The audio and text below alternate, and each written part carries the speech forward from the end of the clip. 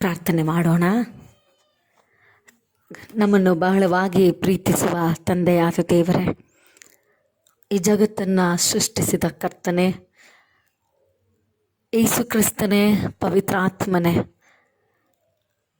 ಕರ್ತನೇ, ನಿನ್ನ ಪರಿಶುದ್ಧ ನಾಮವನ್ನು ಸ್ತುತಿಸಿ ಕೊಂಡಾಡುತ್ತೇವೆ ಸ್ವಾಮಿ. ಈ ಸಮಯವನ್ನು ನಮಗೆ ಒದಗಿಸಿ ಕರ್ತನೇ, ನಿನಗೆ ಸ್ತೋತ್ರವನ್ನು ಹೇಳಲು, ನಿನ್ನ ಪವಿತ್ರವಾದ ನಾಮವನ್ನು ಕೀರ್ತಿಸಲು ಕೊಟ್ಟಂಥ ಅವಕಾಶಕ್ಕಾಗಿ ನಿನ್ನನ್ನು ವಂದಿಸುತ್ತೇವೆ, ಸ್ತುತಿಸುತ್ತೇವೆ ಸ್ವಾಮಿ. ಈ ಆರಾಧನೆ ಸಮಯದಲ್ಲಿ ನಿನ್ನ ಪ್ರಸನ್ನತೆಯಿಂದ ನಮ್ಮೆಲ್ಲರನ್ನು ತುಂಬಿಸು ಕರ್ತನೆ. ನಿನ್ನ ಪವಿತ್ರವಾದ ಹೆಸರಿನಲ್ಲಿ ಆಶೀರ್ವಾದ ಉಂಟು ಸ್ವಾಮಿ, ಶಾಂತಿ ಸಮಾಧಾನ ಉಂಟು. ನಿನ್ನ ಕೃಪೆಯನ್ನು ಈ ಆರಾಧನೆ ಸಮಯದಲ್ಲಿ ನಾವು ಪಡೆದುಕೊಳ್ಳಲು ಕೃಪೆ ತೋರಿಸು. ನಮ್ಮ ಪಾಪಗಳನ್ನು ನಾವು ಅರಿಕೆ ಮಾಡುವಾಗ ಕರ್ತನೆ, ನಮ್ಮ ಮೇಲೆ ದಯವಿಡು ಸ್ವಾಮಿ, ಕರುಣಿಸು ಕರ್ತನೆ. ನಮ್ಮ ಪಾಪಗಳನ್ನು ನೀನು ಕ್ಷಮಿಸು. ಹಾಡಿನ ಮುಖಾಂತರ ನಿನ್ನ ಪವಿತ್ರವಾದ ನಾಮವನ್ನು ನಾವು ಕೀರ್ತಿಸುವಾಗ ಕರ್ತನೆ, ನಮ್ಮೆಲ್ಲರನ್ನ ನಿನ್ನ ಪ್ರೀತಿಯಿಂದ ತುಂಬಿಸು ಸ್ವಾಮಿ. ಯೇಸು ಕ್ರಿಸ್ತನ ನಾಮದಲ್ಲಿ ಬೇಡಿಕೊಳ್ಳುತ್ತೇವೆ ನಮ್ಮ ಪ್ರೀತಿಯುಳ್ಳ ದೇವರೇ, ಆಮೇನ್.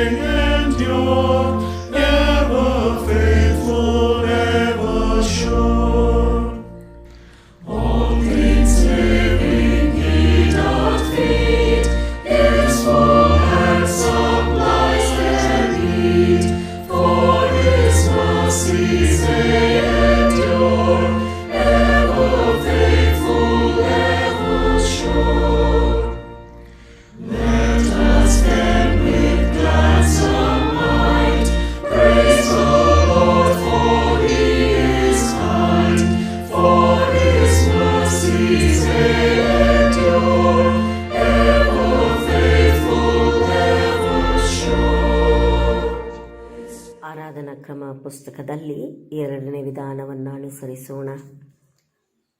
ದೇವರನ್ನು ಆರಾಧಿಸೋಣ. ದೇವರು ಆತ್ಮಸ್ವರೂಪನು. ಆತನನ್ನು ಆರಾಧಿಸುವವರು ಆತ್ಮೀಯ ರೀತಿಯಲ್ಲಿ ಸತ್ಯಕ್ಕೆ ತಕ್ಕ ಹಾಗೆ ಆರಾಧಿಸಬೇಕು. ನಮ್ಮ ತಂದೆಯಾಗಿರುವ ದೇವರಿಂದಲೂ ಕರ್ತನಾದ ಯೇಸು ಕ್ರಿಸ್ತನಿಂದಲೂ ನಿಮಗೆ ಕೃಪೆಯೂ ಶಾಂತಿಯೂ ಆಗಲಿ. ಕರ್ತನೇ, ನಮ್ಮ ತುಟಿಗಳನ್ನು ತೆರೆಯ ಮಾಡು. ನಮ್ಮ ಬಾಯಿ ನಿನ್ನನ್ನು ಸ್ತೋತ್ರ ಮಾಡುವುದು. ತಂದೆ, ಮಗ, ಪರಿಶುದ್ಧಾತ್ಮಗೆ ಮಹಿಮೆಯಾಗಲಿ, ಆದಿಯಲ್ಲಿದ್ದಂತೆಯೇ ಈಗಲೂ ಎಂದೆಂದಿಗೂ ಆಮೇನ್. ತ್ರಯೇಕ ದೇವರ ಸ್ತುತಿ. ಪರಿಶುದ್ಧನೇ, ಪರಿಶುದ್ಧನೇ, ಪರಿಶುದ್ಧನೇ, ದೂತಗಣಗಳ ಒಡೆಯನಾದ ದೇವರೇ, ಪರಲೋಕಗಳನ್ನು ನಿನ್ನ ಪ್ರಭಾವದಿಂದ ತುಂಬಿವೆ. ಮಹೋನ್ನತನಾದ ಪ್ರಭುವೆ, ನಿನಗೆ ಮಹಿಮೆ ಉಂಟಾಗಲಿ. ಕರ್ತನ ಹೆಸರಿನಲ್ಲಿ ಬಂದಾತನಿಗೂ ತಿರುಗಿ ಬರುವ ಆತನಿಗೂ ಶುಭವಾಗಲಿ. ಮೇಲನ ಲೋಕಗಳಲ್ಲಿ ಜಯ. ದೇವರೇ ಪರಿಶುದ್ಧನು ನೀನು, ದೇವರೇ ಪರಿಶುದ್ಧನು ನೀನು, ಸರ್ವಶಕ್ತನೇ ಪರಿಶುದ್ಧನು ನೀನು, ಸರ್ವಶಕ್ತನೇ ಪರಿಶುದ್ಧನು ನೀನು, ಸದಾ ಜೀವಿಸುವಾತನೇ ಪರಿಶುದ್ಧನು ನೀನು, ಸದಾ ಜೀವಿಸುವಾತನೇ ಪರಿಶುದ್ಧನು ನೀನು. ಕರ್ತನೇ ನಮ್ಮ ವಿಮೋಚಕನೇ, ನಮಗೋಸ್ಕರ ಶಿಲುಬೆಯನ್ನು ತಾಳಿದಾತನೇ, ನಮ್ಮನ್ನು ಕರುಣಿಸು. ಕರ್ತನೇ ನಮ್ಮ ವಿಮೋಚಕನೇ, ನಮಗೋಸ್ಕರ ಶಿಲುಬೆಯನ್ನು ತಾಳಿದಾತನೇ, ನಮ್ಮನ್ನು ಕರುಣಿಸು. ಕರ್ತನೇ ಪವಿತ್ರಾತ್ಮನೇ ನಮ್ಮ ಮೇಲೆ ದಯವಿಡು. ಕರ್ತನೇ ಪವಿತ್ರಾತ್ಮನೇ ನಮ್ಮ ಮೇಲೆ ದಯವಿಡು. ಕರ್ತನೇ ನಮ್ಮ ಪ್ರಾರ್ಥನೆಗಳನ್ನು ಸ್ತುತಿಗಳನ್ನು ಸ್ವೀಕರಿಸಿ ನಮ್ಮನ್ನು ಕರುಣಿಸು. ಕರ್ತನೇ ನಮ್ಮನ್ನು ಕರುಣಿಸಿ ನಮ್ಮ ಮೇಲೆ ದಯವಿಡು. ನಮ್ಮಲ್ಲಿ ಪಾಪವಿಲ್ಲವೆಂದು ನಾವು ಹೇಳಿದರೆ ನಮ್ಮನ್ನು ನಾವೇ ಮೋಸಪಡಿಸಿಕೊಳ್ಳುತ್ತೇವೆ ಮತ್ತು ಸತ್ಯವೆಂಬುದು ನಮ್ಮಲ್ಲಿಲ್ಲ. ನಮ್ಮ ಪಾಪಗಳನ್ನು ಒಪ್ಪಿಕೊಂಡು ಅರಿಕೆ ಮಾಡಿದರೆ ಆತನು ನಂಬಿಗಸ್ತನೂ ನೀತಿವಂತನೂ ಆಗಿರುವುದರಿಂದ ನಮ್ಮ ಪಾಪಗಳನ್ನು ಕ್ಷಮಿಸಿಬಿಟ್ಟು ಸಕಲ ಅನೀತಿಯನ್ನು ಪರಿಹರಿಸಿ ನಮ್ಮನ್ನು ಶುದ್ಧಿ ಮಾಡುವನು. ನಾನು ಎದ್ದು ನನ್ನ ತಂದೆಯ ಬಳಿಗೆ ಹೋಗಿ ಆತನೇ, ಅಪ್ಪ, ಪರಲೋಕಕ್ಕೆ ವಿರೋಧವಾಗಿಯೂ ನಿನ್ನ ಮುಂದೆಯೂ ಪಾಪ ಮಾಡಿದ್ದೇನೆ, ಇನ್ನು ನಾನು ನಿನ್ನ ಮಗನೆನಿಸಿಕೊಳ್ಳುವುದಕ್ಕೆ ಯೋಗ್ಯನಲ್ಲ ಎಂದು ಹೇಳುವನು. ದೇವರ ರಾಜ್ಯವು ಸಮೀಪಿಸಿತು, ದೇವರ ಕಡೆಗೆ ತಿರುಗಿಕೊಂಡು ಸುವಾರ್ತೆಯನ್ನು ನಂಬಿರಿ. ನಮಗಿರುವ ಮಹಾಯಾಜಕನು ನಮ್ಮ ನಿರ್ಮಲಾವಸ್ಥೆಯನ್ನು ಕುರಿತು ಅನುತಾಪವಿಲ್ಲದವನಲ್ಲ. ಆತನು ಸರ್ವ ವಿಷಯಗಳಲ್ಲಿ ನಮ್ಮ ಹಾಗೆ ಶೋಧನೆಗೆ ಗುರಿಯಾದನು, ಪಾಪ ಮಾತ್ರ ಮಾಡಲಿಲ್ಲ. ನಾವು ಮೌನವಾಗಿದ್ದು ಮೊಣಕಾಲೂರಿ ನಮ್ಮನ್ನು ಪರೀಕ್ಷಿಸಿಕೊಳ್ಳೋಣ. ನಮ್ಮ ತಂದೆಯಾದ ದೇವರೇ, ನಾವು ಮನವ ಕಾಯಗಳಿಂದ ನಿನಗೆ ಪಾಪ ಮಾಡಿದ್ದೇವೆ. ನಾವು ನಿನ್ನನ್ನು ಪೂರ್ಣ ಮನಸ್ಸಿನಿಂದ ಪ್ರೀತಿಸಿಲ್ಲ, ನಮ್ಮ ನೆರೆಯವರನ್ನು ನಮ್ಮಂತೆ ಪ್ರೀತಿಸಿಲ್ಲ. ನೀನಾದರೂ ನಮ್ಮನ್ನು ಕರುಣಿಸೆಂದು ಬೇಡುತ್ತೇವೆ. ನಮ್ಮ ಪಾಪಗಳನ್ನು ಪರಿಹರಿಸಿ ನಮ್ಮನ್ನು ಶುದ್ಧಿಗೊಳಿಸು. ನಮ್ಮ ತಪ್ಪುಗಳನ್ನು ತಿದ್ದಿಕೊಳ್ಳಲು ನಮಗೆ ಸಹಾಯ ಮಾಡು. ನಮ್ಮ ಕರ್ತನಾದ ಯೇಸು ಕ್ರಿಸ್ತನ ಮುಖಾಂತರ ಪ್ರಾರ್ಥಿಸುತ್ತೇವೆ, ಆಮೇನ್.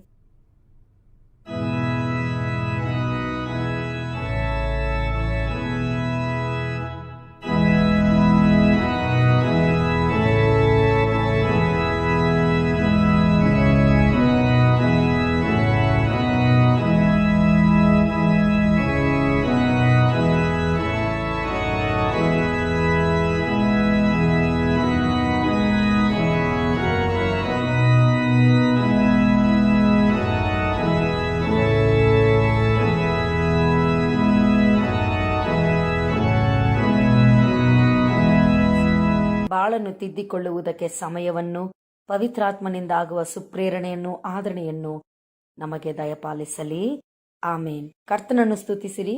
கர்த்தன நாமಕ್ಕೆ ஸ்தோத்திரமாகಲಿ. வாசிக்க வேண்டிய முதலாம் வேத பாடம் தானியேல் 6ஆம் அதிகாரம் வசனம் 11 23 வரை. அப்பொழுது அந்த மனுஷர் கூட்டம் கூடி தானியேல் தன் தேவனுக்கு முன்பாக ஜெபம் பண்ணி விண்ணப்பம் செய்கிறதை கண்டார்கள். பின்பு அவர்கள் ராஜாவுக்கு முன்பாக வந்து, ராஜாவின் தாக்குதை குறித்து எந்த மனுஷனாகிலும் 30 நாள் வரையில் ராஜாவாகிய உண்மை தவிர எந்த தேவனை ஆனாலும் மனுஷனை ஆனாலும் நோக்கி யாதொரு காரியத்தை குறித்து விண்ணப்பம் பண்ணினால் அவன் சிங்கங்களின் கெபியிலே போடப்பட வேண்டும் என்று நீர் கட்டளை பத்திரத்தில் கையெழுத்து வைத்தீரல்லவா என்றார்கள். அதற்கு ராஜா, அந்த காரியம் மேதியருக்கும் பெர்சியருக்கும் இருக்கிற மாறாத பிரமாணத்தின்படி உறுதியாக்கப்பட்டதே என்றான். அப்பொழுது அவர்கள் ராஜாவை நோக்கி, சிறைப்பிடிக்கப்பட்ட யூதயா தேசத்தின் புத்திரரில் தானியேல் என்பவன் உம்மையும் நீர் கையெழுத்து வைத்து கொடுத்த கட்டளையும் மதியாமல் தினம் 3 வேளையும் தான் பண்ணும் விண்ணப்பத்தை பண்ணுகிறான் என்றார்கள்.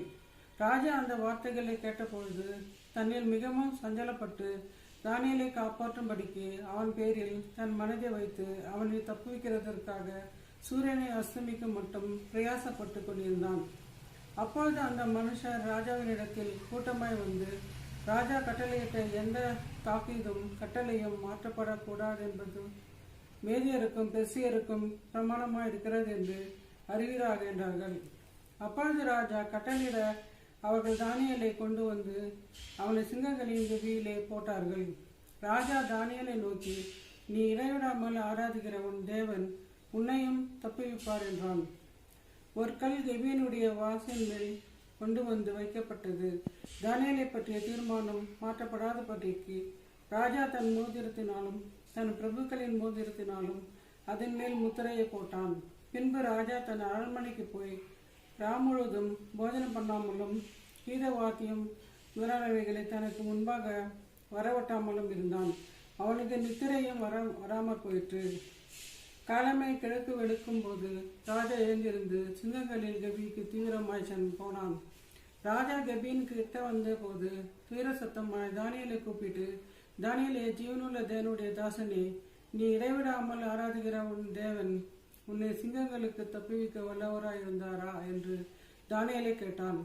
அப்பொழுது தானியேல், ராஜாவே, நீர் என்றும் வாழ்க. சிங்கங்கள் என்னை சேதப்படுத்தாதபடிக்கு தேவன் தம்முடைய தூதனை அனுப்பி அவைகளில் வாயை கட்டி போட்டார். அதனென்றால் அவருக்கு முன்பாக நான் குற்றமற்றவனாய் காணப்பட்டேன். ராஜாவாகிய உமக்கு முன்பாக நான் நீதிகேடு செய்ததில்லை என்றான். அப்போது ராஜா தன்னில் மிகவும் சந்தோஷப்பட்டு தானியேலை கெபியிலிருந்து தூக்கிவிட சொன்னான். அப்படியே தானியேல் கெபியிலிருந்து தூக்கிவிடப்பட்டான். அவன் தன் தேவன் பேரில் விசுவாசித்திருந்தபடியால் அவனில் ஒரு சேதமும் காணப்படவில்லை. வாசிக்க வேண்டிய முதலாம் வேத பாடம் வாசித்தாயிற்று.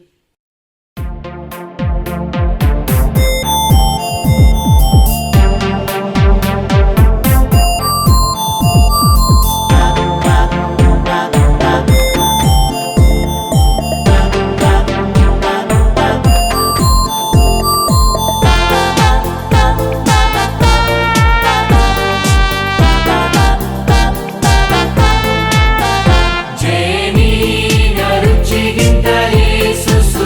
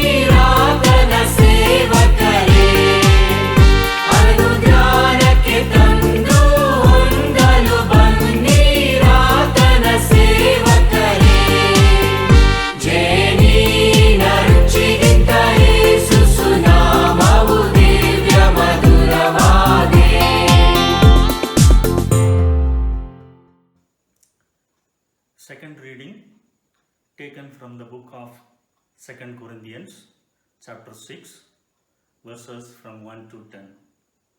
2 Corinthians chapter 6 verses from 1 to 10.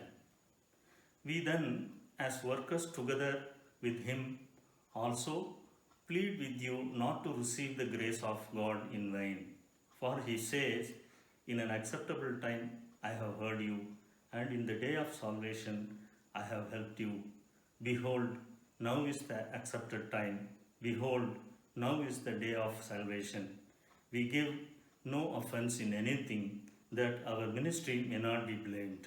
But in all things we commend ourselves as ministers of God, in much patience, in tribulations, in needs, in distresses, in straits, in imprisonments, in tumults, in labors, in sleeplessness, in fastings, by purity, by knowledge, by long suffering, by kindness, by the Holy Spirit, by sincere love, by the word of truth, by the power of God, by the armor of righteousness on the right hand and on the left, by honor and dishonor, by evil report and good report, as deceivers and yet true, as unknown and yet well known, as dying and behold we live, as chastened and yet not killed, as sorrowful yet always rejoicing, as poor yet making many rich,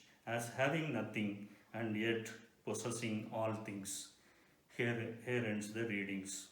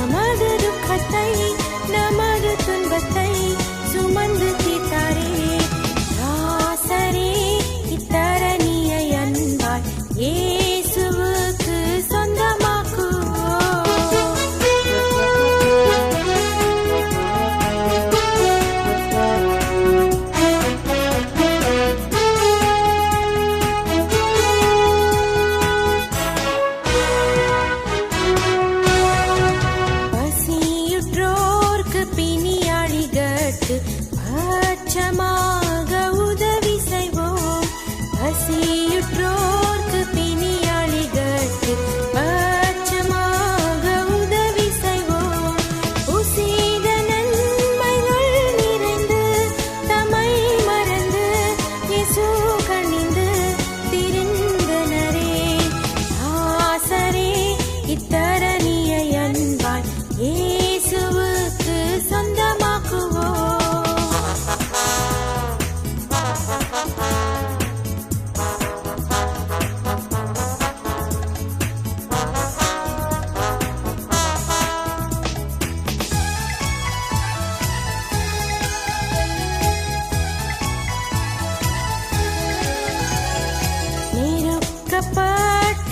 ஒடுக்கப்பட்டோரை நீசரை நாம் உயர்த்திடுவோம்.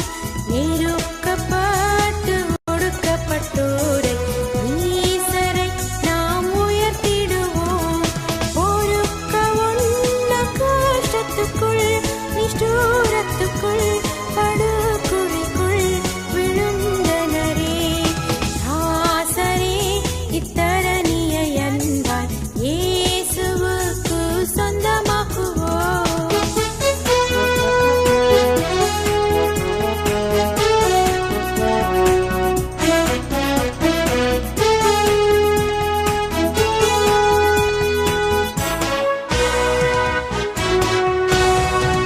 மார்க்கம் தப்பி நடப்போரை சத்திய வழிக்குள் வந்திட சேர்த்திடுவோம்.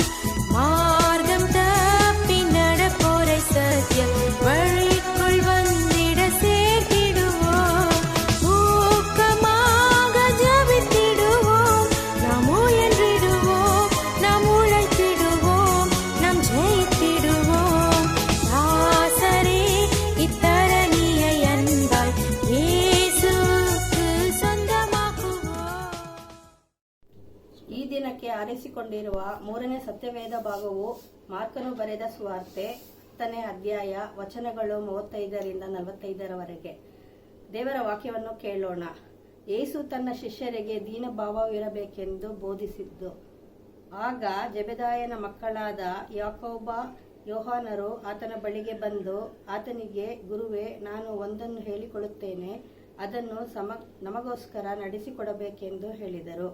ಆತನು ಅವರನ್ನು, ನಿಮಗೇನು ನಡೆಸಿಕೊಡಬೇಕು ಎಂದು ಕೇಳಲು ಅವರು, ನಿನಗೆ ಮಹಾಪದವಿ ಬಂದಾಗ ನಮ್ಮಲ್ಲಿ ಒಬ್ಬನು ನಿನ್ನ ಬಲಗಡೆಯಲ್ಲಿಯೂ ಮತ್ತೊಬ್ಬನು ಎಡಗಡೆಯಲ್ಲಿಯೂ ಕೂತುಕೊಳ್ಳುವಂತೆ ನಮಗೆ ಅನುಗ್ರಹ ಮಾಡಬೇಕೆಂದು ಅಂದರು.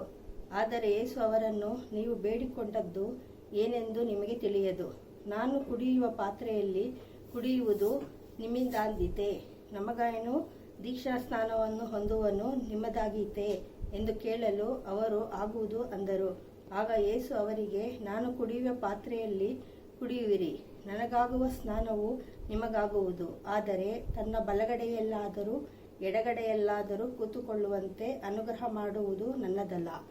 ಅದು ಯಾರಿಗೆಂದು ಸಿದ್ಧಪಡಿಸಿದೆಯೋ ಅವರಿಗೆ ಸಿಕ್ಕುವುದು ಎಂದು ಹೇಳಿದನು. ಉಳಿದ 10 ಮಂದಿ ಶಿಷ್ಯರು ಇದನ್ನು ಕೇಳಿ ಯಾಕೋಬ ಯೋಹಾನರ ಮೇಲೆ ಸಿಟ್ಟಿಗೆದ್ದರು. ಯೇಸು ಅವರನ್ನು ಹತ್ತಿರಕ್ಕೆ ಕರೆದು ಅವರಿಗೆ, ಜಗಳಗಳನ್ನಾಡು ಬೇಡಿಕೊಳ್ಳುವವರು ಅವರ ಮೇಲೆ ಅಹಂಕಾರದಿಂದ ದೊರೆತನ ಮಾಡುತ್ತಾರೆ ಮತ್ತು ಅವರಲ್ಲಿ ದೊಡ್ಡವರು ಬಲಾತ್ಕಾರದಿಂದ ಅಧಿಕಾರ ನಡೆಸುತ್ತಾರೆ ಎಂದು ನೀವು ಬಲ್ಲಿರಷ್ಟೇ. ಆದರೆ ನಿಮ್ಮಲ್ಲಿ ಆಗಿರಬಾರದು. ನಿಮ್ಮಲ್ಲಿ ದೊಡ್ಡವನಾಗಬೇಕೆಂದಿರುವ ನೀವು ಸೇವಕನಾಗಿರಬೇಕು. ನಿಮ್ಮಲ್ಲಿ ಮೊದಲನೆಯವನಾಗಬೇಕೆಂದಿರುವವನು ಎಲ್ಲರ ಆಳಾಗಿರಬೇಕು. ಮನುಷ್ಯಕುಮಾರನು ಸಹ ಸೇವೆ ಮಾಡಿಸಿಕೊಳ್ಳುವುದಕ್ಕೆ ಬರಲಿಲ್ಲ, ಸೇವೆ ಮಾಡುವುದಕ್ಕೂ ಅನೇಕರನ್ನು ಬಿಡಿಸಿಕೊಳ್ಳುವುದಕ್ಕಾಗಿ ತನ್ನ ಪ್ರಾಣವನ್ನು ಈಡುಗೊಡುವುದಕ್ಕೂ ಬಂದನು ಎಂದು ಹೇಳಿದನು ಎಂಬುದೇ. ದೇವರು ಈ ವಾಕ್ಯವನ್ನು ಆಶೀರ್ವದಿಸಲಿ.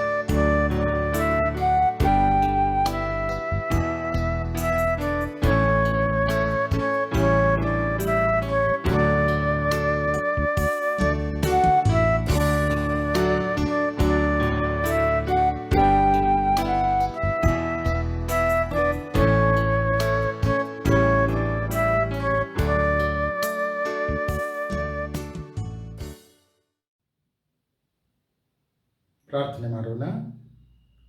ಕರ್ತನೇ, ನನ್ನ ಶರಣನೇ, ನನ್ನ ವಿಮೋಚಕನೇ, ನನ್ನ ಬಾಯಿಯ ಮಾತುಗಳು, ನಮ್ಮ ಹೃದಯದ ಧ್ಯಾನವು ಅದು ನಿಮಗೆ ಸಮರ್ಪಕವಾಗಿರಲಿ. ಆಮೇಲೆ ಕರ್ತನಲ್ಲಿ ಪ್ರೀತಿಯುಳ್ಳ ದೇವಜನರೇ, ನಿಮ್ಮೆಲ್ಲರಿಗೂ ದೇವರ ಹೆಸರಿನಲ್ಲಿ ಶುಭ ವಂದನೆಗಳನ್ನು ಸಲ್ಲಿಸುತ್ತೇನೆ. ಈ ಪರಿಶುದ್ಧವಾದಂಥ ಆರಾಧನೆಯಲ್ಲಿ, ಆನ್ಲೈನ್ ಆರಾಧನೆಯಲ್ಲಿ ಭಾಗವಹಿಸುವಂಥ ಕೃಪೆಯನ್ನು ನಮಗೆ ದೇವರು ಅನುಗ್ರಹಿಸಿಕೊಟ್ಟಿದ್ದಾನೆ. ಈ ವಿಶೇಷವಾದಂಥ ಆನ್ಲೈನ್ ಸರ್ವಿಸ್ನಲ್ಲಿ ದೇವರ ವಾಕ್ಯದ ಸಂದೇಶವನ್ನು ಹಂಚಿಕೊಳ್ಳಲು ತಂದೆಯಾದ ದೇವರು ಒಂದು ಅವಕಾಶವನ್ನು ಕಲ್ಪಿಸಿಕೊಟ್ಟಿದ್ದಕ್ಕಾಗಿ ಆತನಿಗೆ ನನ್ನ ನಮನಗಳನ್ನು ಸಲ್ಲಿಸ್ತೇನೆ. ಅದೇ ವೇಳೆಯಲ್ಲಿ ಈ ಪ್ರೀತಿಯ ಅವಕಾಶವನ್ನು ಕಲ್ಪಿಸಿಕೊಟ್ಟಂಥ ನಿಮ್ಮ ಸಭೆಯ ಸಭಾಪಾಲಕರು, ನಮ್ಮ ಆತ್ಮೀಯ ಸ್ನೇಹಿತರು ಆದಂಥ ಘನ ಹೊಂದಿದಂಥ ತಬಿತಾ ಅಮ್ಮನವರಿಗೂ ಹಾಗೂ ಸಭಾಪಾಲನಾ ಸಮಿತಿಯ ಎಲ್ಲ ಸದಸ್ಯರುಗಳಿಗೂ ಹಾಗೂ ನಿಮ್ಮೆಲ್ಲರಿಗೂ ಸಹ ಕೃತಜ್ಞತೆಗಳನ್ನು ಸಲ್ಲಿಸುತ್ತೇನೆ. ಈ ದಿನದ ಧ್ಯಾನಕ್ಕಾಗಿ ನೇಮಕವಾದಂಥ ಧ್ಯಾನದ ವಿಷಯ ಅದು ಶಿಷ್ಯತ್ವದ ಬೆಲೆ ಎಂಬುದಾಗಿ ಅಥವಾ ಶಿಷ್ಯತ್ವದ ಮಹತ್ವ ಎಂಬುದಾಗಿ. The topic for today's meditation is given to us the cost of discipleship ಎಂಬುದಾಗಿ. ಯೇಸುವಿನ ಬೋಧನೆಯಲ್ಲಿ ಅಥವಾ ಯೇಸುವಿನ ಜೀವನದಲ್ಲಿ ನೋಡುವಾಗ ಶಿಷ್ಯತ್ವಕ್ಕೆ ತನ್ನದೇ ಆದಂಥ ಮಹತ್ವ ಸ್ಥಾನ ಇತ್ತು. ಯೇಸು ತನ್ನ ಈ ಲೋಕದ ಜೀವನದಲ್ಲಿ ಶಿಷ್ಯರನ್ನು ಆರಿಸಿಕೊಂಡನು. ಅದರಿಂದ ಅನೇಕ ಜನರು ಆತನನ್ನು ಹಿಂಬಾಲಿಸಿರುವಂಥದ್ದನ್ನು ಸಹ ನಾವು ದೇವರ ವಾಕ್ಯದಲ್ಲಿ ಕಾಣ್ತೇವೆ. ಅದೇ ವೇಳೆಯಲ್ಲಿ ಶಿಷ್ಯತ್ವದ ಬೋಧನೆಯಲ್ಲಿ ನೋಡುವಾಗ ಆತನು ಮಹತ್ವವಾದಂಥ ಒಂದು ಸಂದೇಶವನ್ನು ತಿಳಿಸ್ತಾನೆ. ನನ್ನನ್ನು ಹಿಂಬಾಲಿಸುವವನು ತನ್ನನ್ನು ನಿರಾಕರಿಸಿ ನನ್ನ ಹಿಂದೆ ದಿನಾಲು ತನ್ನ ಶಿಲುಬೆಯನ್ನು ಹೊತ್ತುಕೊಂಡು ಬರಲಿ.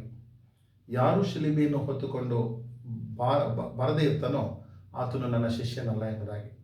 ಹಾಗಾದರೆ ದಿನಾಲು ಆತನನ್ನು ಹಿಂಬಾಲಿಸಬೇಕಾದರೆ ನಾವು ನಮ್ಮನ್ನು ನಿರಾಕರಿಸಬೇಕೆಂಬುದಾಗಿ.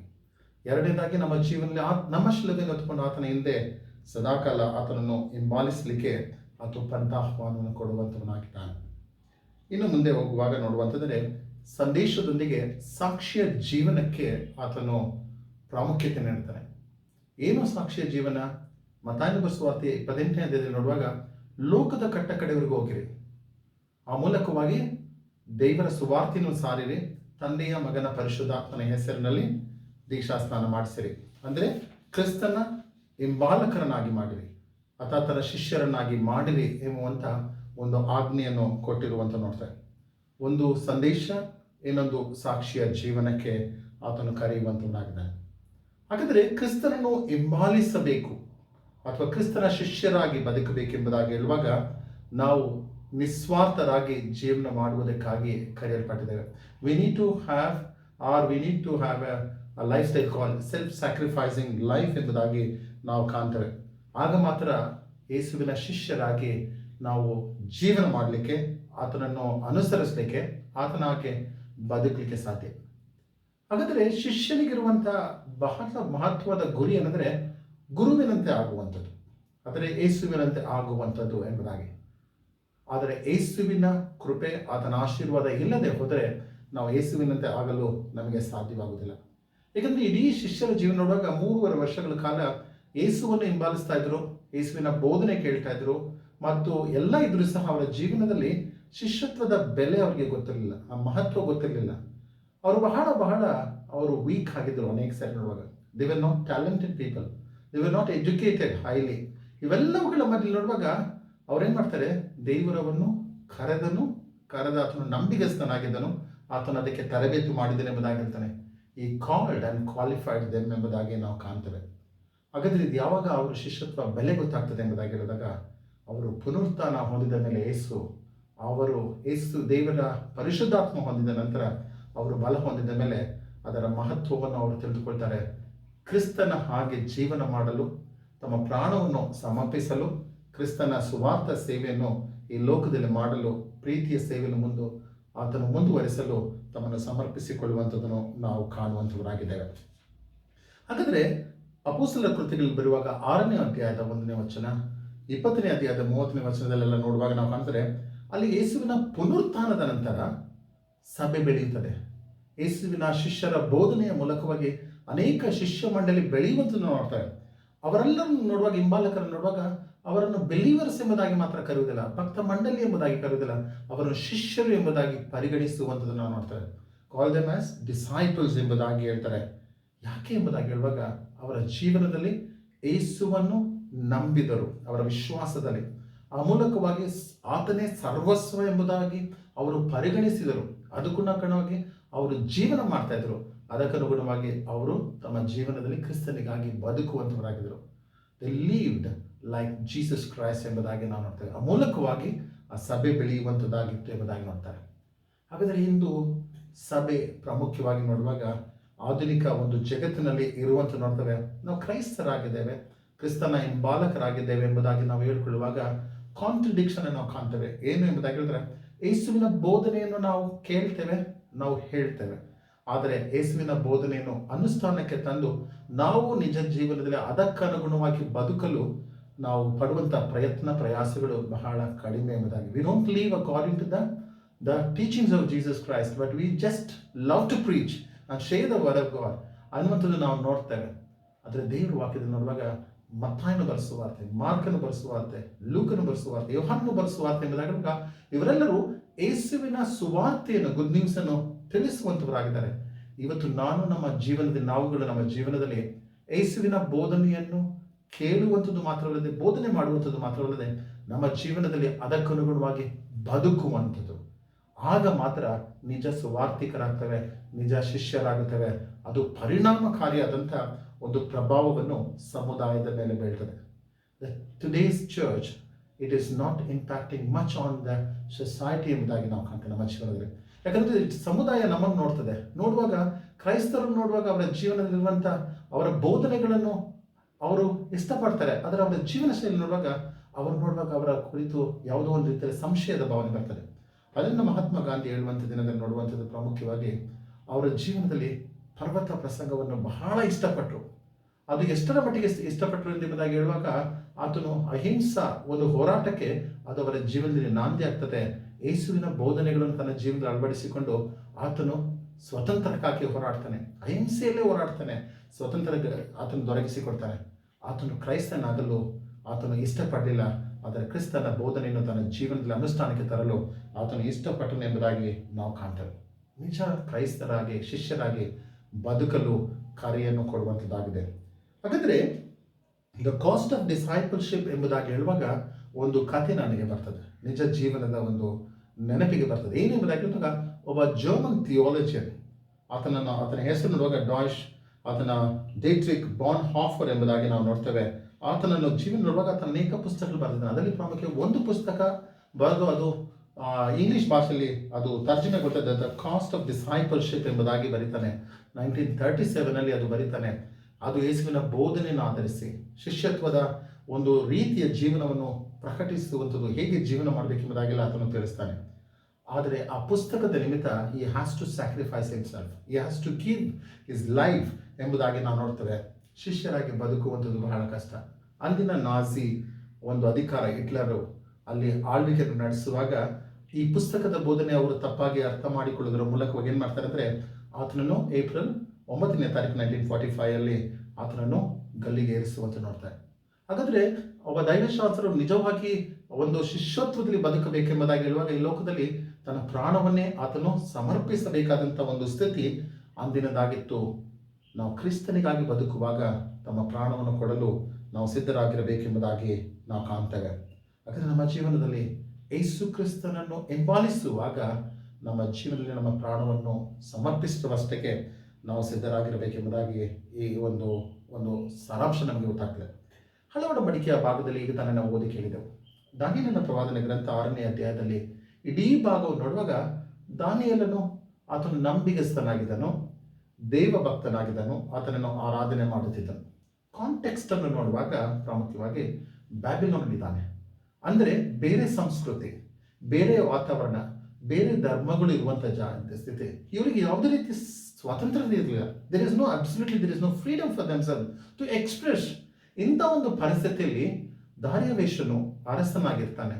ಆತನು ಇವರ ಮೇಲೆ ಅವರಿಗೆ ಒಂದು ರೀತಿಯ ಪ್ರಭಾವ ಬೀರಿದ್ರು, ಇವರಿಂದ ಪ್ರಭಾವ ಹೊಂದಿದ್ರು ಸಹ ಆತನ ಆಸ್ಥಾನದಲ್ಲಿರುವವರು ಆತನ ಒಂದು ಮೂರ್ತಿಯನ್ನು ಮಾಡಿ ಅದಕ್ಕೆ ಇಡೀ ಆಸ್ಥಾನದಲ್ಲಿರುವಂತಹ ಅಥವಾ ರಾಜ್ಯದಲ್ಲಿರುವಂಥ ಜನರು ಅದಕ್ಕೆ ನಮಸ್ಕಾರ ಮಾಡಬೇಕು ಅಥವಾ ಆರಾಧನೆ ಮಾಡಬೇಕೆಂಬುದಾಗಿ ಆಜ್ಞೆ ನೋಡಿಸ್ತಾರೆ. ಆದರೆ ಈತನು ನೋಡುವಾಗ, ದಾನಿಯೇಲನು ಆತನ ಜೀವನ ನೋಡಬೇಕಾದ್ರೆ ಆತನು ಅದಕ್ಕೆ ಯಾವುದೇ ಮನ್ನಣೆ ಕೊಡುವುದಿಲ್ಲ. ಹಾಗಾದ್ರೆ ಇಲ್ಲಿ ನೋಡ್ತಾರೆ, ಈ ಸಮಯದಲ್ಲಿ ನೋಡುವಾಗ, ಈ ಒಂದು ಭಾಗದಲ್ಲಿ ನೋಡುವಾಗ ಅರಸನನ್ನು ಆರಾಧನೆ ಮಾಡಬೇಕೆಂಬುದಾಗಿ, ಆ ಹ್ಯೂಮನ್ ವರ್ಷಿಪ್ ಸರ್ವಿಸ್ ಎಂಬುದಾಗಿ ನೋಡ್ತಾರೆ. ಇಲ್ಲಿ ನೋಡುವಾಗ ದೇವರನ್ನು ಆರಾಧನೆ ಮಾಡುವಂಥ ವಿಶ್ವಾಸವನ್ನು ಹೊಂದಿದ್ದಾನೆ. ನಿಜ ದೇವರನ್ನು ಬಿಟ್ಟು ನಾನು ಯಾರನ್ನೂ ಸಹ ಆರಾಧನೆ ಮಾಡುವುದಿಲ್ಲ ಎಂಬುದಾಗಿ. ಆರಾಧನೆ ಮಾಡುವುದಕ್ಕೆ ಆತನು ಯಾವಾಗಲೂ ಇರುವಾಗ ಅದಕ್ಕೆ ಇರುವಂಥ ಬೆಲೆ ಅಂದರೆ ಆತನು ಆ ಒಂದು ಆಳ್ವಿಕೆಯ ಸಂಸ್ಥಾನದ ಒಂದು ಆಜ್ಞೆಗೆ ವಿರೋಧವಾಗಿ ನಡೆದಿದ್ದಾನೆ ಎಂಬುದಾಗಿ ಹೇಳಿ ಆತನ ಸಿಂಹಗಳ ಬಾಯಿಗೆ ಹಾಕ್ತಾರೆ. ಆದರೆ ಮರುದಿನ ನೋಡುವಾಗ ಆತನ ಜೀವನದಲ್ಲಿ ಏನು ಮಾಡ್ತಾನೆ, ಇವನಿಗೆ ಅರಸನಿಗೂ ಸಹ ಆತನನ್ನು ರಕ್ಷಿಸಬೇಕೆಂಬುದಾಗಿ ಮನಸ್ಸಿದ್ರೂ ಆಗುವುದಿಲ್ಲ. ಆದರೆ ಮರುದಿನ ನೋಡುವಾಗ ಆತನ ಸಿಂಹಗಳ ಬಾಯಿಂದ ಜೀವಂತನಾಗಿ ಎದ್ದು ಬರುವುದನ್ನು ಕಾಣ್ತಾನೆ. ಆಗ ಅರಸನು ಹೇಳ್ತಾನೆ, ಈತನ ದೇವರು ನಿಜ ದೇವರು, ಆತನನ್ನು ನೀವು ಆರಾಧಿಸಬೇಕೆಂಬುದಾಗಿ ಆರಾಧನೆ ಮಾಡ್ತಾರೆ. ಅನೇಕ ಸಾರಿ ನಮ್ಮ ಜೀವನದಲ್ಲಿ ನಮ್ಮ ಒಂದು ದೈನಂದಿನ ಒಂದು ದೈವ ಭಕ್ತಿಯನ್ನು ನಾವು ವ್ಯಕ್ತಪಡಿಸುವಾಗ, ವಿಶ್ವಾಸದಲ್ಲಿ ನಾವು ಆಳವಾಗಿ ಬೀಳಿರುವಾಗ ಅದು ಇತರರ ಮೇಲೆ ಪ್ರಭಾವ ಬೀರುತ್ತದೆ. ಆ ಪ್ರಭಾವ ದೈವತ್ವಕ್ಕೆ ಜನರನ್ನು ನಡೆಸುವಂಥದ್ದನ್ನು ನಾವು ಕಾಣ್ತೇವೆ. ಈ ಒಂದು ಭಾಗದ ನಂತರ ಅನೇಕ ಸಾರಿ we always try to please human people. ಅನೇಕ ಸಾರಿ we try to worship human people, but the word of God insist ಅದು ಏನು ಎಂಬುದಾಗಿರುವಾಗ ಕ್ರಿಸ್ತನನ್ನು, ದೇವರನ್ನು ಆರಾಧಿಸುವಂಥದ್ದು ನಿಜ ಶಿಷ್ಯರಾಗಿದ್ದಾರೆ ಎನ್ನುವಂಥದ್ದನ್ನು ನಾವು ಕಾಣ್ತೇವೆ. ಅದು ಇಡೀ ಭಾಗದ ಸಾರಾಂಶ ಅಂದರೆ ನಾವು even we need to ready to of our self. ಯಾವುದೇ ಒಂದು ಶಿಕ್ಷೆ ಅಥವಾ ಪನಿಷ್ಮೆಂಟ್ ಬಂದರೂ ಸಹ ಅದು ದೇವರಿಗಾಗಿ ನಾವು ಅದನ್ನು ಸ್ವೀಕರಿಸಲು ಸಿದ್ಧರಾಗಿರಬೇಕು. ಅದನ್ನು ದೇವರ ವಾಕ್ಯ ಹೇಳ್ತದೆ, ಗೋಧಿಯ ಕಾಳು ಭೂಮಿಯಲ್ಲಿ ಬಿದ್ದು ಸಾಯ್ದಿದ್ದರೆ ಅದು ಒಂದೇ ಆಗಿ ಬೀಳ್ತದೆ, ಅದು ಬಿದ್ದು ಅದು ಸತ್ತರೆ ಫಲ ಕೊಡ್ತದೆ. ಅದನ್ನು ಅರ್ಲಿ ಕ್ರಿಶ್ಚಿಯನ್ ಚರ್ಚ್ ಅನ್ನು ನೋಡುವಾಗ ಯೇಸುವಿನ ಹಿಂಬಾಲಕರಾಗಿ ಬದುಕುವಾಗ ಎಲ್ಲರನ್ನೂ ಸಹ ಅವರನ್ನು ಕೊಲ್ತಾ ಇದ್ರು. ಇಂಥ ಒಂದು ಸಮಯದಲ್ಲಿ ನೋಡುವಾಗ ಅವರು ನಂಬಿಗಸ್ತರಾಗಿ ಇದ್ದಾರೆ ಎಂಬುದಾಗಿದೆ. Even unto death also they were very faithful to God. They offered themselves a living sacrifice ಎಂಬುದಾಗಿ ಕಾಣ್ತೇವೆ.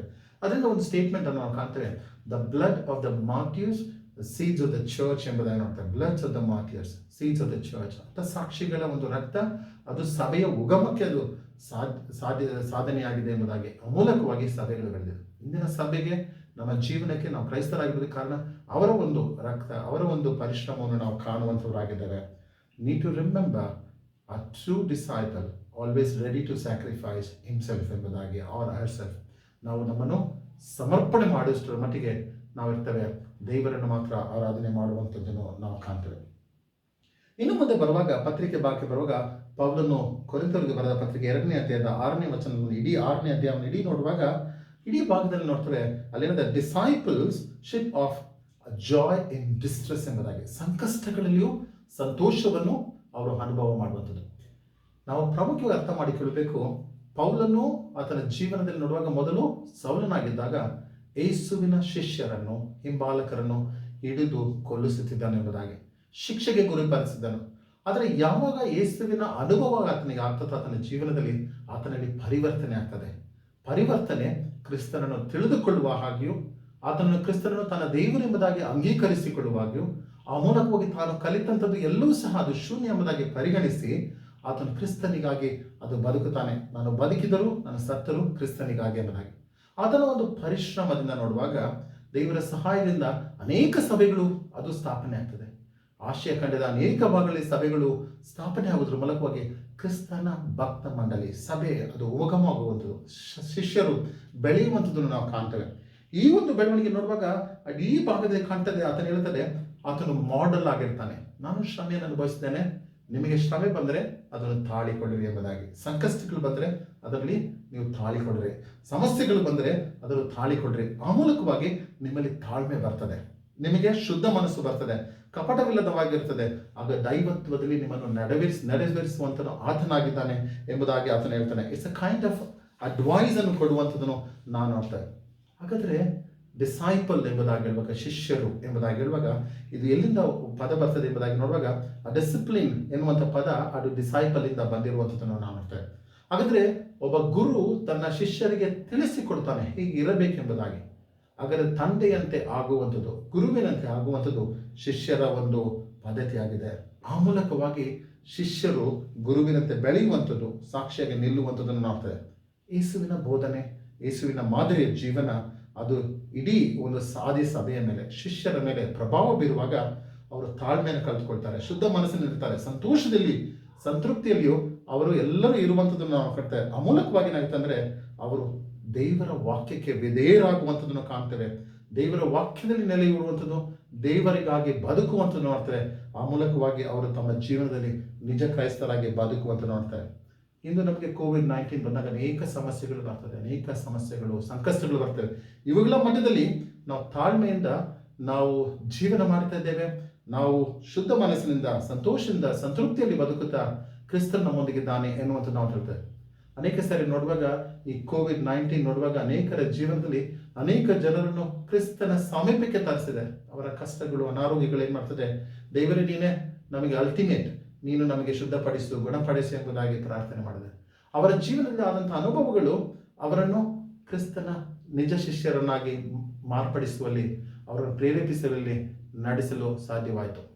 ಆದರೆ ಅದೇ ಜೀವನ ನೋಡುವಾಗ ಅನೇಕರು, ಕೆಲವರು ಕಥಿಸಿ ಹೋದಾಗ ದೇವರ ಒಂದು ಅಸ್ತಿತ್ವದ ಪ್ರಶ್ನೆಯನ್ನು ಮಾಡಿರುವಂಥದ್ದು ನೋಡ್ತೇವೆ, ಮತ್ತು ದೇವರ ಚಿತ್ತವನ್ನು ಅರ್ಥ ಮಾಡಿಕೊಳ್ಳುವಲ್ಲಿ ದೇವರು ತಾನೇ ಸಹಾಯ ಮಾಡಿರುವಂಥದ್ದನ್ನು ನಾವು ನೋಡ್ತೇವೆ. ಶಿಷ್ಯ ಮಂಡಳಿಯ ಜೀವನ ನೋಡುವಾಗ ದೇವರ ವಾಕ್ಯಕ್ಕೆ ವಿಧೇಯರಾಗುವಂಥದ್ದು, ಅದನ್ನು ಅನುಷ್ಠಾನಕ್ಕೆ ತಂದು ಎಲ್ಲವನ್ನು ಸಹಿಸಿಕೊಂಡು ನಾವು ಕ್ರಿಸ್ತನಿಗಾಗಿ ಬದುಕುವಂಥದ್ದನ್ನು ನಾವು ಕಾಣ್ತೇವೆ. ಮೂರನೇದಾಗಿ ನೋಡುವಾಗ ಸುವಾರ್ಥ ವೇದ ಭಾಗದಲ್ಲಿ ನಾವು ನೋಡುವಂಥದ್ದು ಏನಂದ್ರೆ ಆ ಡಿಸೈಪಲ್ಶಿಪ್ ಆಫ್ ಬಿಕಮಿಂಗ್ ಅ ಸರ್ವೆಂಟ್ ಎಂಬುದಾಗಿ ನೋಡ್ತೇವೆ. ಯೇಸುವಿನ ಶಿಷ್ಯರ ಜೀವನದಲ್ಲಿ ನೋಡುವಂಥ ಆ ಭಾಗದಲ್ಲಿ ನಾವು ನೋಡ್ತೇವೆ, ಅವ್ರಿಗೆ ಏನಾಗ್ತದೆ, ಎರಡು ಶಿಷ್ಯರಿಗೂ ಪ್ರಾಮುಖ್ಯವಾಗಿ ನಾವು ಯೇಸು ರಾಜ್ಯವನ್ನು ಪಡೆದು ಬರುವಾಗ ಬಲಗಡೆಯಲ್ಲೂ ಮತ್ತು ಎಡಗಡೆಯಲ್ಲೂ ನಾವು ಸ್ಥಾನವನ್ನು ಹೊಂದಿಕೊಳ್ಳಬೇಕೆನ್ನುವಂಥದ್ದನ್ನು ಅವರ ಅಪೇಕ್ಷೆ ಆಗ್ತದೆ. ಅದಕ್ಕಾಗಿ ಅವರು ಹೋರಾಟ ಮಾಡುವಂಥದ್ದನ್ನು ನೋಡ್ತೇವೆ. ಇವುಗಳನ್ನು ತಿಳಿದಂಥ ಇತರ ಶಿಷ್ಯರು ಸಹ ಅವರ ಮೇಲೆ ಕೋಪಗೊಳ್ಳುವಂಥದ್ದನ್ನು ನಾವು ಕಾಣ್ತೇವೆ. ಹಾಗಿದ್ರೆ ಇಲ್ಲಿ ನೋಡುವಂಥದ್ದು ಏನೆಂಬುದಾಗಿ ಹೇಳುವಾಗ, ಯೇಸುವಿನ ಬೋಧನೆ, ಆತನು ನಾನು ಸೇವೆ ಮಾಡಿಸಿಕೊಳ್ಳುವುದಕ್ಕೆ ಬರಲಿಲ್ಲ, ಸೇವೆ ಮಾಡುವುದಕ್ಕೆ ಬಂದಿದ್ದಾನೆ, ಸೇವೆ ಮಾಡುವುದಕ್ಕೂ ತನ್ನ ಪ್ರಾಣವನ್ನು ಈಡುಕೊಡುವುದಕ್ಕೂ ಬಂದಿದ್ದೇನೆ ಎಂಬುದಾಗಿ ಆತನು ತಿಳಿಸುವಂಥವನಾಗಿದ್ದಾನೆ. ನಿಜ ಶಿಷ್ಯರ ಜೀವನದ ನೋಡುವಾಗ ಸ್ಥಾನಮಾನಗಳು ಅದು ಸೇವೆಗೆ ನಡೆಸಬೇಕು, ಆದರೆ ಸ್ಥಾನಮಾನಗಳು ಇಂದು ಸೇವೆಗೆ ನಡೆಸದೆ ಅಧಿಕಾರಕ್ಕೆ ನಡೆಸುವಂಥದ್ದಾಗಿದೆ ಎನ್ನುವಂಥದ್ದನ್ನು ನಾವು ಕಾಣ್ತೇವೆ. It only gives importance to administer, but ಇದರಲ್ಲಿ ನೋಡುವಾಗ ಸೇವೆ ಪ್ರಾಮುಖ್ಯ ಎಂಬುದಾಗಿ ನಾವು ತಿಳಿದುಕೊಳ್ಬೇಕು. ಮದರ್ ತೆರೆಸಾ ನಾವು ಜ್ಞಾಪಕ ಮಾಡಿಕೊಳ್ತೇವೆ. ಆಕೆ ಅನೇಕ ಸೇವೆಯಲ್ಲಿ ನೋಡುವಾಗ ಆಕೆ ಹೇಳ್ತಾರೆ, ಅಧಿಕಾರ ನಮಗೆ ಯಾಕೆ ಬೇಕೆಂಬುದಾಗಿ ಹೇಳಿದ್ರೆ, ಒಂದು ವೇಳೆ ಇತರರ ಮೇಲೆ ರಿವೆಂಜ್ ತೀರಿಸಿಕೊಳ್ಳುವುದಕ್ಕಾಗಿ ಎನ್ನುವಂಥದ್ದನ್ನು ಹೇಳ್ತಾರೆ. ಆದರೆ ಸೇವೆ ಮಾಡುವುದಕ್ಕೆ, ಪ್ರೀತಿ ಮಾಡುವುದಕ್ಕೆ ಯಾವುದೇ ಅಧಿಕಾರ ನಮಗೆ ಬೇಕಾಗಿಲ್ಲ.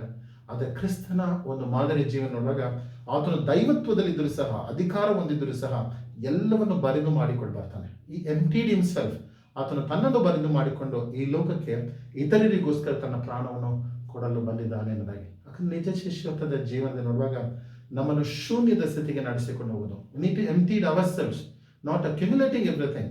ಅದೇ ರೀತಿಯಲ್ಲಿ ನೋಡುವಾಗ ನಮ್ಮ ಜೀವನದಲ್ಲಿ ಕ್ರಿಸ್ತನಿಗಾಗಿ ಬದುಕುವಂಥದ್ದು, ಇತರರಿಗೋಸ್ಕರ ತಮ್ಮ ಪ್ರಾಣವನ್ನು ನೀಡುವಂಥದ್ದು ಎಂಬುದಾಗಿ ನಾವು ಕಾಣ್ತೇವೆ. ಶಿಷ್ಯರಿಗೆ ಅರ್ಥ ಆಗೋದಿಲ್ಲ, ಆದರೆ ಪುನರುತ್ಥಾನದ ನಂತರ ನೋಡುವಾಗ ಅವರಿಗೆ ಅರ್ಥ ಆಗ್ತದೆ. ಎಲ್ಲ ಶಿಷ್ಯರು ಎಕ್ಸೆಪ್ಟ್ ಜಾನ್ ಅಂದ್ಬಿಟ್ಟು ಎಲ್ಲರೂ ಸಹ ನೋಡುವಾಗ ತಾವು ಹತಸಾಕ್ಷಿಗಳಾಗ್ತಾರೆ. ಪ್ರಾಣವನ್ನು ಕೊಡುವಷ್ಟರ ಮಟ್ಟಿಗೆ ಕ್ರಿಸ್ತನಿಗಾಗಿ ಬದುಕಿದರು, ಸತ್ತರು, ತಮ್ಮ ಜೀವನ ಮುಡಿಪಾಗಿಡುತ್ತೇವೆ ಎಂಬುದಾಗಿ ಅವರು ತಮ್ಮ ಜೀವನದಲ್ಲಿ ಪ್ರತಿಜ್ಞೆ ಮಾಡಿರುವಂಥದ್ದನ್ನು ನಾವು ಕಾಣ್ತೇವೆ. ಕರ್ತನಲ್ಲಿ ಪ್ರೀತಿಯುಳ್ಳ ದೇವ ಜನರೇ, ಕಾಸ್ಟ್ ಆಫ್ ಡಿಸೈಪಲ್ಶಿಪ್ ಅಥವಾ ಶಿಷ್ಯತ್ವದ ಬೆಲೆ ಏನು ಎಂಬುದಾಗಿ ಹೇಳಿದರೆ, ನಾವು ಈ ಲೋಕದಲ್ಲಿ ಯಾವುದೋ ಒಂದು ಉದ್ದೇಶಕ್ಕಾಗಿ ದೇವರು ನಮ್ಮನ್ನು ಕಳಿಸಿಕೊಟ್ಟಿದ್ದಾನೆ. ಯಾವುದೋ ಒಂದು ಉದ್ದೇಶಕ್ಕಾಗಿ ಕಳಿಸಿಕೊಟ್ಟಿರುವಾಗ ಆ ಉದ್ದೇಶವನ್ನು ನೆರವೇರಿಸುವಂಥದ್ದು ಬಹಳ ಆದ್ಯ ಕರ್ತವ್ಯ. We need to fulfil the purpose of God. ಅದು ಆತನ ಉದ್ದೇಶ ನೆರವೇರಿಸುವಂಥದ್ದು. It is accountable. ನಮ್ಮ ಜೀವನದಲ್ಲಿ ದೇವರಿಗೆ ನಾವು ಲೆಕ್ಕ ಕೊಡುವಂಥವರಾಗಿದ್ದೇವೆ. ಅದರ ನಮ್ಮ ಜೀವನದಲ್ಲಿ ಹೇಗೆ ಬದುಕುತ್ತೇವೆ, ಹೇಗೆ ಜೀವನ ಮಾಡ್ತೇವೆ ಮತ್ತು ಹೇಗೆ ಕ್ರಿಸ್ತನಿಗೆ ಸಾಕ್ಷಿಗಳಾಗಿರ್ತೇವೆ ಎನ್ನುವಂಥದ್ದು ಪ್ರಾಮುಖ್ಯವಾಗಿದೆ. ನಿನ್ನ ರಾಜ್ಯವು ಬರಲಿ ಎಂಬುದಾಗಿ ಹೇಳುವಾಗ ನಾವು ಆತನ ರಾಜ್ಯದ ವಿಸ್ತರಣೆಯಲ್ಲಿ, ಕಾರ್ಯದಲ್ಲಿ ನಾವು ತೊಡಗಿರುವಂಥವರಾಗಿದ್ದೇವೆ. ಇಂಥ ಒಂದು ಜೀವನ ನೋಡುವಾಗ ಕೇವಲ ನಾವು ನಮ್ಮ ನಡೆ ಮತ್ತು ನುಡಿ ಜೀವನಗಳಲ್ಲಿ ಕ್ರಿಸ್ತನ ಬೋಧನೆಯನ್ನು ಹೇಳುವಂಥವ್ರು ಮಾತ್ರವಲ್ಲದೆ, ನಡೆಯುವಾಗ ಅನೇಕರು ಇದರಿಂದ ಪ್ರಭಾವಕ್ಕೆ ಒಳಗಾಗ್ತಾರೆ, ಅನೇಕರು ಇದರಿಂದ ಲಾಭ ಪಡೆಯುವಂಥವರಾಗಿದ್ದಾರೆ, ಅನೇಕರು ಕ್ರಿಸ್ತನ ಬಳಿಗೆ ಬರುವಂಥವರಾಗ್ತಾರೆ.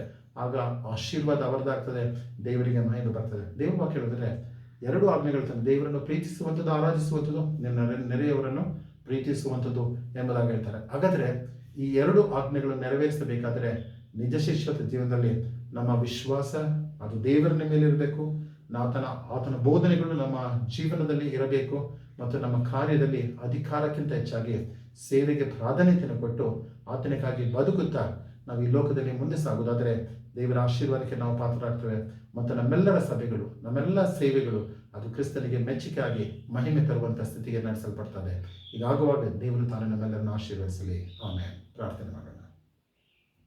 ಪ್ರೀತಿಯುಳ್ಳ ನಮ್ಮ ಸ್ವಾಮಿ ತಂದೆಯಾದ ದೇವರೇ, ನಿಜ ಶಿಷ್ಯತ್ವದ ಭಾವನೆಗೆ ನಮ್ಮನ್ನು ನಡೆಸುವಾಗೆ ಪ್ರೇರೇಪಿಸು. ನಿನ್ನ ವಾಕ್ಯಗಳಲ್ಲಿ ನೋಡುವಾಗ ದಾನಿಯೇಲನ ಹಾಗೆ ನಾವು ಸಹ ವಿಶ್ವಾಸಿಗಳಾಗಿರುವಾಗೆ ಕೃಪೆಯನ್ನು ಅನುಗ್ರಹಿಸಿಕೊಡು.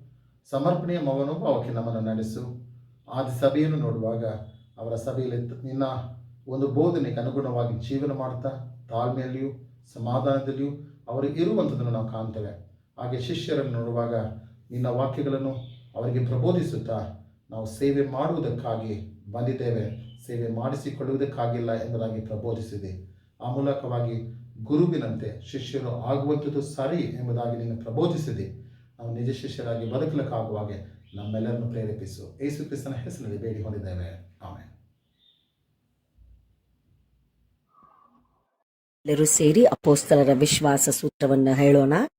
ಪರಲೋಕ ಭೂಲೋಕಗಳನ್ನು ಸೃಷ್ಟಿಸಿದ ಸರ್ವಶಕ್ತನಾಗಿರುವ ತಂದೆಯಾದ ದೇವರನ್ನು ನಂಬುತ್ತೇನೆ. ಆತನ ಏಕಕುಮಾರನಾಗಿರುವ ನಮ್ಮ ಪ್ರಭುವಾದ ಯೇಸು ಕ್ರಿಸ್ತನನ್ನು ನಂಬುತ್ತೇನೆ. ಈತನು ಪರಿಶುದ್ಧಾತ್ಮನಿಂದ ಕನ್ಯಾ ಮರಿಯಳ ಗರ್ಭದಲ್ಲಿ ಧರಿಸಲ್ಪಟ್ಟು ಆಕೆಯಲ್ಲಿ ಹುಟ್ಟಿ ಪೊಂದಿ ಪಿಲಾತನ ಆಧಿಪತ್ಯದಲ್ಲಿ ಶ್ರಮೆ ಹೊಂದಿ ಶಿಲುಬೆಗೆ ಜಡಿಯಲ್ಪಟ್ಟು ಸತ್ತು ಹೂಣಲ್ಪಟ್ಟು ಪಾತಾಳಕ್ಕಿಳಿದು ಮೂರನೇ ದಿವಸದಲ್ಲಿ ಸತ್ತವರೊಳಗಿಂದ ಎದ್ದು ಪರಲೋಕಕ್ಕೆ ಏರಿ ಹೋಗಿ ಸರ್ವಶಕ್ತನಾಗಿರುವ ತಂದೆಯಾದ ದೇವರ ಬಲಪಾರ್ಶ್ವದಲ್ಲಿ ಕುಳಿತುಕೊಂಡಿರುತ್ತಾನೆ. ಈತನು ಅಲ್ಲಿಂದ ಬಂದು ಬದುಕಿರುವವರಿಗೂ ಸತ್ತವರಿಗೂ ನ್ಯಾಯ ತೀರಿಸುವನು ಎಂಬುದನ್ನು ನಂಬುತ್ತೇನೆ. ನಾನು ಪರಿಶುದ್ಧಾತ್ಮನನ್ನು ನಂಬುತ್ತೇನೆ. ಒಂದೇ ಪರಿಶುದ್ಧ ಕ್ರೈಸ್ತ ಸಭೆಯು, ಭಕ್ತರ ಅನ್ಯೋನ್ಯತೆಯು, ಪಾಪದ ಪರಿಹಾರವು, ದೇಹದ ಪುನರುತ್ಥಾನವು, ನಿತ್ಯ ಜೀವವು ಉಂಟೆಂಬುದನ್ನು ನಂಬುತ್ತೇನೆ. ಆಮೇನ್. ಪ್ರಾರ್ಥನೆ ಮಾಡೋಣ. ಆದಿಯೂ ಅಂತ್ಯವೂ ವರ್ತಮಾನ ಭೂತ ಭವಿಷ್ಯ ಕಾಲಗಳಲ್ಲಿರುವವನು ಸರ್ವಶಕ್ತನೂ ಆಗಿರುವ ತಂದೆಯಾದ ದೇವರೇ, ನಿನ್ನ ನಾಮಕ್ಕೆ ಸ್ತೋತ್ರವಾಗಲಿ. ನಿನ್ನ ಪವಿತ್ರಾತ್ಮನ ಸಹಾಯದಿಂದ ನಾವು ಇಹಲೋಕದ ನಡವಳಿಕೆಯನ್ನು ಅನುಸರಿಸದೆ ನೂತನ ಮನಸ್ಸನ್ನು ಹೊಂದಿಕೊಂಡು ಪರಲೋಕ ಭಾವದವರಾಗಿರಲು ಆಶೀರ್ವದಿಸು. ನಿನ್ನ ಚಿತ್ತಕ್ಕನುಸಾರವಾದದ್ದು, ಉತ್ತಮವಾದದ್ದು, ಮೆಚ್ಚುಗೆಯಾದದ್ದು, ದೋಷವಿಲ್ಲದ್ದು ಯಾವುದೆಂದು ವಿವೇಚಿಸಿ ತಿಳಿಕೊಳ್ಳುವ ಜ್ಞಾನದಿಂದ ನಮ್ಮನ್ನು ತುಂಬಿಸು ಸ್ವಾಮಿ.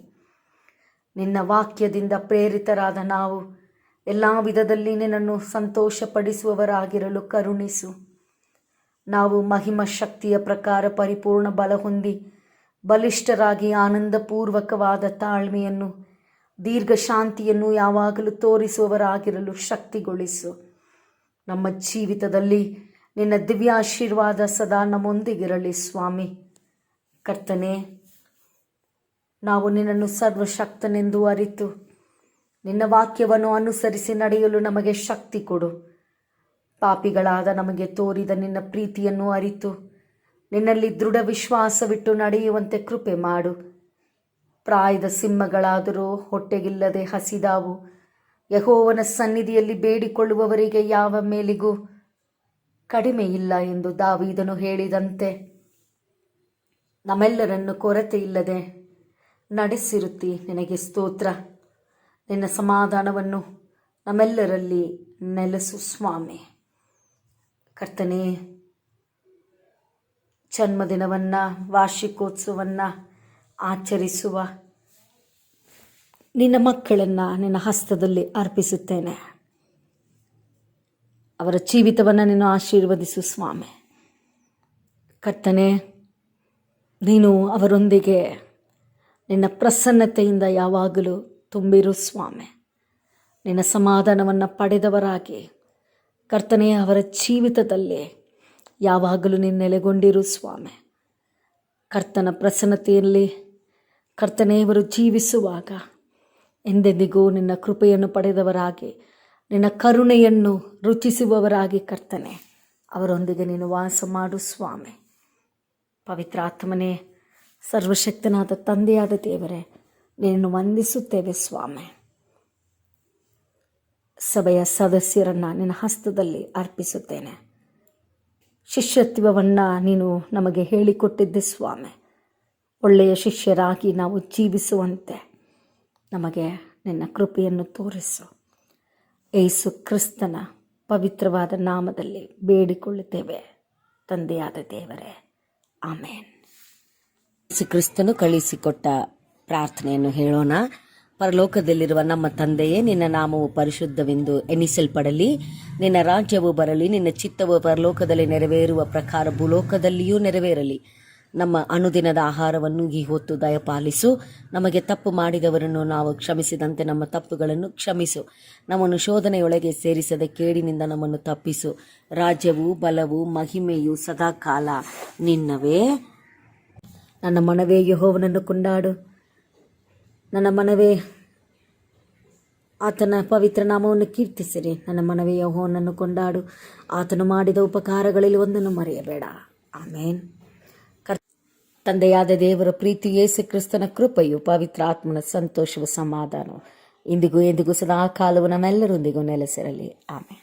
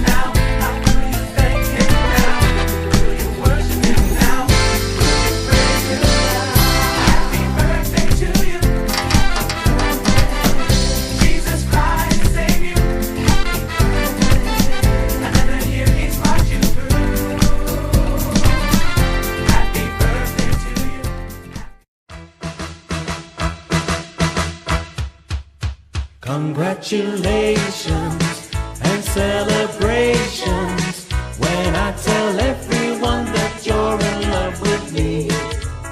Congratulations and jubilations. I want the world to know I'm happy as can be. Who would believe that I could be happy and contented? I used to think that happiness hadn't been invented, but that was in the bad old days before I met you. When I let you walk into my heart.